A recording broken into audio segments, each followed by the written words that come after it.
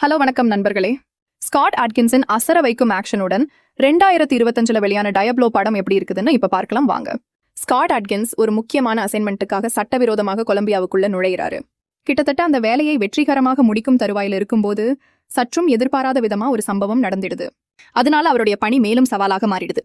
இந்த சிக்கலான சூழ்நிலையில ஸ்காட் அட்கின்ஸ் தான் எடுத்துக்கொண்ட வேலையை வெற்றிகரமாக முடித்தாரா இல்லையா என்பதை முழுக்க ஆக்ஷனுடன் சொல்றதுதான் டயப்ளோ படத்தோட மீதி கதை. ஸ்காட் அட்கின்ஸ் படம்னாலே ஆக்ஷனுக்கு பஞ்சமே இருக்காது. இந்த டயப்ளோ படத்திலையும் சண்டை காட்சிகளுக்கு ஒரு குறையும் இல்லைங்க. எல்லா ஆக்ஷன் சீக்வன்ஸும் தரமா இருக்கு. குறிப்பிட்டு சொல்லணும்னா பார்ல வரும் ஃபைட் சீக்வன்ஸ் சொல்லலாம். பயங்கரமா ரொம்ப ருத்லெஸ்ஸா ரத்தம் தெறிக்க இருக்குது. படத்தோட அதிக நேர ஆக்ஷன் பிளாக் இதுதாங்க. மத்த சண்டை காட்சிகள் நல்லா இருந்தாலும் இந்த அளவுக்கு டைமிங் இருக்காது. இதே சண்டை காட்சியில கடைசியில நம்ம ஹீரோவும் வில்லனும் முதல் தடவையா எதிர்பாராத விதமா மீட் பண்ணுவாங்க. அப்போ அவங்களுக்கு இடையில நடக்கிற சண்டை காட்சியை மாஸ் காட்டி வெறித்தனம் பண்ணிட்டாங்க. இந்த ஆக்ஷன் சீக்வன்ஸுகள்லாம் இந்த அளவுக்கு மிரட்டலா இருக்கிறதுக்கு முக்கிய காரணம் நிக்கோலோ டி லா ஃபெரேவோட ஒளிப்பதிவும் எர்னஸ்டோ டியாஸ் எஸ்பினோசாவோட கட்ஸும் தான். 2 பேரும் சேர்ந்து பட்டைய கிளப்பிருக்காங்க.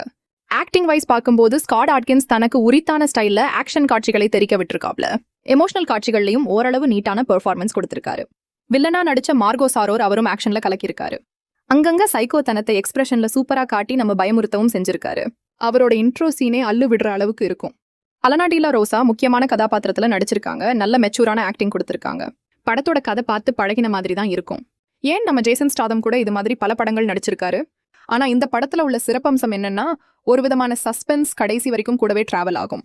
அது ரிவீல் ஆகும்போது செமையா கனெக்ட் ஆகிற மாதிரி ப்ராப்பரா பண்ணியிருந்தாங்க. படத்துல மைனஸ்னு பார்த்தா சில இடங்கள்ல அடுத்து என்ன நடக்க போகுதுன்னு ஓரளவுக்கு நம்மளால கெஸ் பண்ணிட முடியும். காட்சிகள் ரொம்ப ப்ரெடிக்ட் பண்ற மாதிரி அமைச்சிருக்காங்க. 2வது லாஜிக் மிஸ்டேக் ஏகப்பட்டது இருக்கு. குறிப்பா சொல்லணும்னா கிளைமேக்ஸ்ல ஒரு முக்கியமான கேரக்டருக்கு ஒரு சம்பவம் நடக்கும். அதை பார்க்கும்போது அது எப்படி வாத்தியாரேன்னு கேட்க தோணுது. மொத்தத்துல படம் எப்படி இருக்குதுன்னா கதை என்ன வேணும்னாலும் இருக்கட்டும், எப்படி வேணும்னாலும் போகட்டும், சண்டை காட்சிகள் இருந்தா மட்டும் போதும்னு நினைக்கிற ஆளா இருந்தீங்கன்னா உங்களுக்கான படம் தான் இது. மத்தவங்க டைம் இருந்தா ஒன் டைம் பார்த்து ரசிக்கக்கூடிய நல்ல ஆக்ஷன் த்ரில்லர் படம் தான் இது. அடல்ட் கண்டென்ட்னு பார்த்தா ஒரு நியூட் போட்டோ ஆரம்பத்துல காட்டுவாங்க. அதை தவிர வேற ஒன்றும் கிடையாது. இந்த ரிவ்யூ உங்களுக்கு பிடிச்சிருக்கும்னு நம்புறேன். உங்களை அடுத்த வீடியோவில் சந்திக்கிறேன். Bye friends.